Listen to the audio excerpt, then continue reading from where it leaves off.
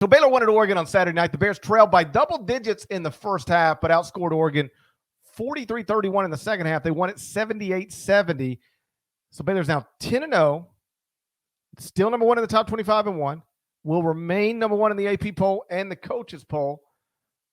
Here's something I was thinking about, because when I led the top 25 and 1 on this for Sunday morning, I said Scott Drew, a likely future Naismith Memorial Hall of Famer. If Scott Drew never coached in another game, for whatever reason, it's just over today, is he in the Naismith Memorial Hall of Fame? I would vote him in. Let me say this. Well, you're not a voter. I should be. I know. No one knows. That's the thing. No one knows who votes for that, by the way. That's a secret conglomerate. I know who votes for it. You do not. Yes, I do. Okay. I do know. Nada's one of them. Dude, keep it on the down low. Here's what I think. I think he's obviously not going to stop coaching today.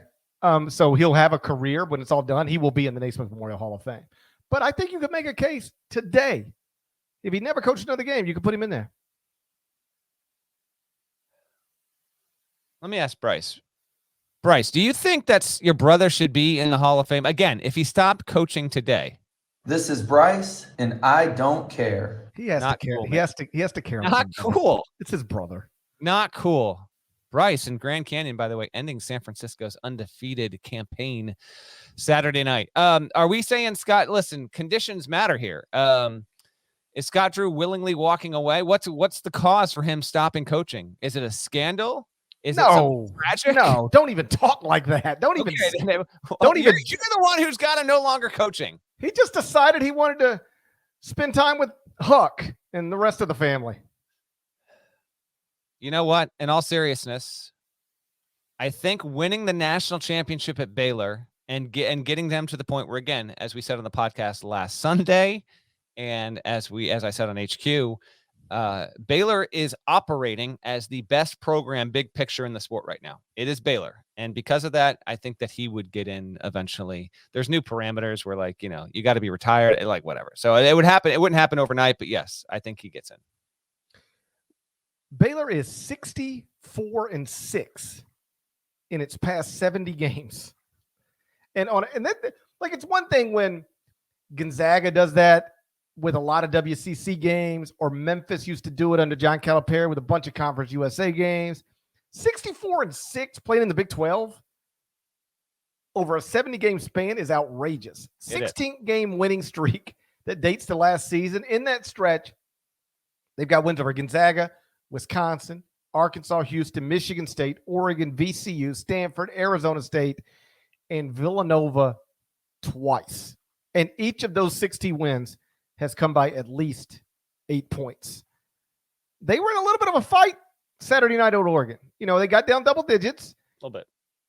I wasn't surprised they found themselves having to come from behind. I know Oregon's not good. They lost half their first 10 games on the season. But still, that's true road environment against a great coach with a program that, regardless of what they are this season, they're back-to-back outright Pac-12 champions. I thought Oregon would play them. And then Baylor just ran away from them in the second half. I know we've spent so much time in the offseason talking about Gonzaga, and we've spent a lot of time this season talking about Purdue.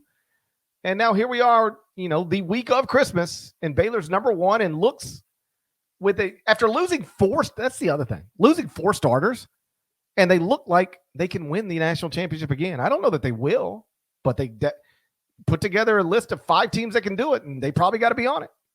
My 2 things from this is what you just touched on there. As I was watching them come back and win against Oregon on Saturday night, it was after like a Kinjo hit a 3, and I can't remember what that brought the Oregon deficit to. But I sat there and thought, okay, they're still undefeated. They're going to be number 1 again. The best program in the sport. Like, are we going to be heading into the tournament where Baylor's going to be favored to win again? And could we actually have, for as incredible as it was last season for Baylor to win it the way it did dramatically and just wipe the floor with 31-0 Gonzaga before it was 31-1 Gonzaga? Winning back-to-back seldom happens. It's only happened twice since 73, 72, 73. So, or early 70s, 74, 75, I think it is. No, 75 is UCLA. 74 is NC State. 72, 73, I think it is. You had Duke, and then you had Florida. So the idea that Baylor would do it is just bonkers to me. But it will be on the table. The other thought I had was, oh my gosh, dude, I don't know if anyone's got a bigger trampoline in college basketball than Kendall Brown. What? He does. Were you seeing some of the plays he was making? No, he's incredible. He's a one and done. He's a joke, dude. We talk all the time about the difference between great prospects and great players.